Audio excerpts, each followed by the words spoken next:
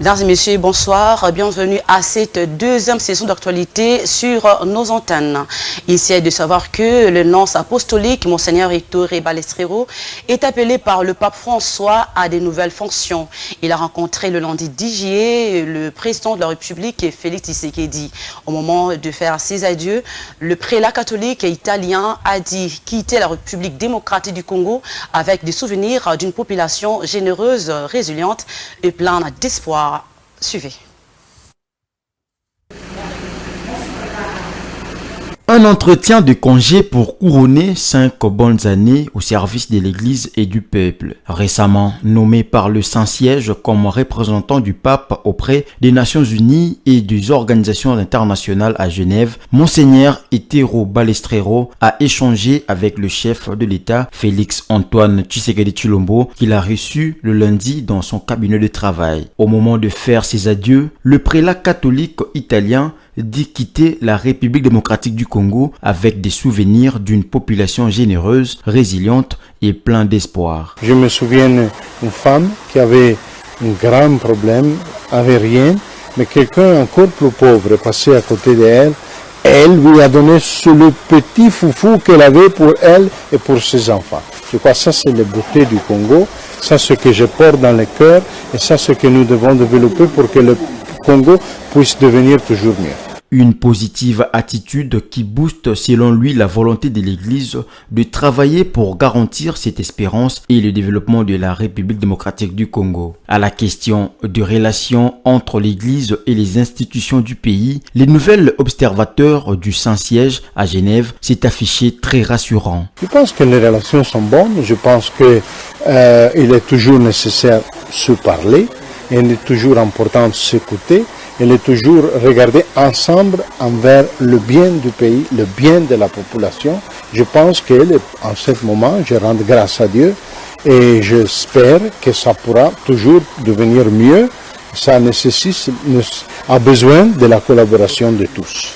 En 5 ans, Monseigneur Ettore Balestrero a visité presque toutes les provinces du pays à la rencontre de la diversité de l'être congolais. Son vœu le plus ardent, a-t-il dit, est que la République démocratique du Congo demeure un pays souverain et conciliant comme le souhaite le pape François, et pour y arriver, le prélat catholique a appelé les forces vives du pays à travailler dans la responsabilité et l'essence du bien commun. Le secrétaire général d'Ensemble pour la République, Dieudonné Bolenge Tengue, a tenu une conférence de presse le lundi 10 juillet 2023 pour éclairer l'opinion publique quant à la situation de Salomon Kalonda Ididela, bras droit de Moïse Katumbi, qui est toujours en détention jusqu'à ce jour. Dans son discours, il a épinglé plusieurs points en rapport avec l'arrestation de ce dernier. Reportage est signé Bijou Lumuna et Vite Panjo. Réunis autour de professionnels des médias le lundi 10 juillet 2023, le secrétaire général d'Ensemble pour la République, Dieudonné Bolenge Tengue, a fait le point sur la situation du proche collaborateur de Moïse Katumbi, Salomon Kalonda Ididela, qui est en détention jusqu'à ce jour. Dans son discours, le secrétaire général d'Ensemble pour la République a relevé plusieurs chefs d'accusation dont M. Salomon fait l'objet, notamment la détention d'une arme de guerre de manière illégale, l'incitation à commettre des actes contraires au devoir et à la discipline, et enfin l'atteinte à la sûreté de l'État en vue de réaliser un coup d'État pour y placer un Katangé. Pour Dieudonné Bolenge Tengue, ces accusations relèvent d'une légèreté et montrent que les forces militaires sont si mal renseignées et tournent parfois en rond dans leurs engagements sur certains fronts. Par ailleurs, il a tenu à démentir l'information selon laquelle Salomon Kalonda serait lié à un quelconque général étranger en vue de réaliser un coup d'État. Quant au contact d'un certain général étranger, il ne s'agit que de celui du point focal commun à l'ancien président d'IRASOP, qui était M. Félix Antoine Tshisekedi, qui une fois avait été chef de délégation, une délégation qui comprenait également l'honorable Moïse Katumbi, les deux avec leurs collaborateurs, qui devraient se rendre à Addis Abeba avant les élections de 2018 à la rencontre du président en exercice de l'Union africaine de l'époque, qui n'était autre que M. Paul Kagame. Et c'était pour le compte de l'opposition congolaise. Quand les chefs se rencontrent, les collaborateurs aussi peuvent se rencontrer et échanger des numéros de téléphone. S'agissant d'un prétendu contact avec le mouvement M23, c'est un grossier mensonge qui n'a été appuyé d'aucun élément de preuve jusqu'à maintenant. La façon dont on a cherché à diaboliser Ensemble pour la République dans cette affaire est des plus insultantes et des plus ignobles. En alléguant que nos communiqués sont d'abord envoyés pour censure au Rwanda avant leur publication, sans le moindre élément de preuve. Si certains officiers de renseignement ne savent même pas reconnaître dans un téléphone qui comprend des échanges de messages téléphoniques, qui a envoyé et qui a réceptionné les messages, on comprend pourquoi nos forces militaires, si mal renseignées, tournent parfois en rond dans leur engagement sur certains fronts. S'en est suivi une série de questions-réponses avec les chevaliers de la plume quant à la question de savoir si l'arrestation de Salomon Kalonda Ididela ne serait pas un moyen de pression ou une monnaie d'échange pour pousser le parti Ensemble à des négociations. Le secrétaire général y a répondu. Et comment est-ce que nous pouvons aller aux négociations en ayant les poings liés, les mains liées? Là, c'est ça justement que nous décrions. S'il y a quelque chose, s'il y a une négociation, il faut des règles du jeu acceptées par tous. Si vous prenez les nôtres, vous les ligotez, vous les mettez là, sur la scène, vous dites, bon, négociez. Hein, en sachant que si vous n'êtes pas d'accord, lui, il va payer. Hein, lui sera mis à mort. Lui sera maintenu en prison. Mais là, ce n'est plus une négociation, ça devient un chantage.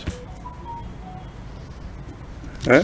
Donc, nous ne sommes pas au courant de ce genre de négociations. Mais en l'état actuel des choses, étant donné que ceux qui ont posé ce genre d'actes, ceux qui sont à la base de ce genre de forfait, n'expliquent pas à l'opinion nationale ce qu'il y a au juste, il est tout à fait normal que les gens spéculent, qu'ils mettent toutes sortes d'hypothèses, hein, parce qu'ils ont horreur du vide. Rappelons que Salomon Kalonda Ididela a été arrêté le 30 mai dernier sur le tarmac de l'aéroport de Njili, alors que celui-ci s'apprêtait à embarquer à bord d'un avion vers Lubumbashi et amener Manu Militari par des éléments de la garde républicaine à une destination qui ne fut connue que quelques jours après. Le parti Ensemble pour la République n'exige qu'une seule chose dans cette affaire, sa libération.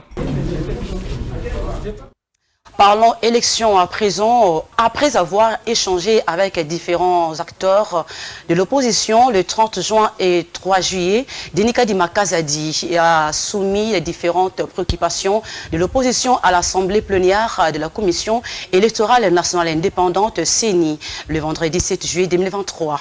Après examen des différentes problématiques soulevées, la CENI s'est déclarée non compétente pour répondre favorablement aux différentes préoccupations des opposants. Rentabli est là pour plus de détails. D'après un communiqué de presse publié le lundi 10 juillet 2023, la CENI répond aux opposants. La CENI est une institution d'appui à la démocratie dont les missions sont tirées de la Constitution de la République en son article 211, en l'occurrence qu'en tant que telle, la CENI ne peut répondre de matières qui ne sont pas matériellement du champ de ses prérogatives, conformément aux prescrits de l'article 9 de la loi organique. Lors des échanges, les opposants avaient demandé la recomposition de la CENI et la Cour constitutionnelle, la remise en cause aussi bien de la loi organique portant organisation et fonctionnement de la CENI que de la loi électorale, l'identification et l'enrôlement des électeurs dans les territoires de Massissi, Rutshuru et Kwamut, la publication des listes électorales et l'audit externe du fichier électoral. S'agissant de la publication de listes des électeurs et l'audit externe du fichier électoral, l'Assemblée plénière a attiré l'attention de toutes les parties prenantes au processus électoral sur l'impératif pour la CENI d'observer strictement les cadres légal et réglementaires en vigueur dans l'exercice de ses missions. Car dans l'intérêt de tous, rien ne peut justifier des actes qui s'affranchissent de prescrits de la loi électorale. Dans les communiqués, la plénière note qu'au stade actuel, les opérations de préoccupation soulevées par les parties prenantes sont d'ores et déjà rencontrées par l'article 8, alinéa 1, 2, 3 et 4 de la loi électorale qui dispose que la CENI va donc publier, selon le prescrit de la loi, sur son site internet, la liste des électeurs. À cette occasion, les parties prenantes pourront accéder et procéder à tout type d'opération de contrôle ou d'audit. S'agissant de préoccupations des opposants, la CENI se déclare incompétente. Voilà ce qui marque la fin de cette session d'actualité, mesdames et messieurs. Bon suite de programme sur nos antennes. Au revoir.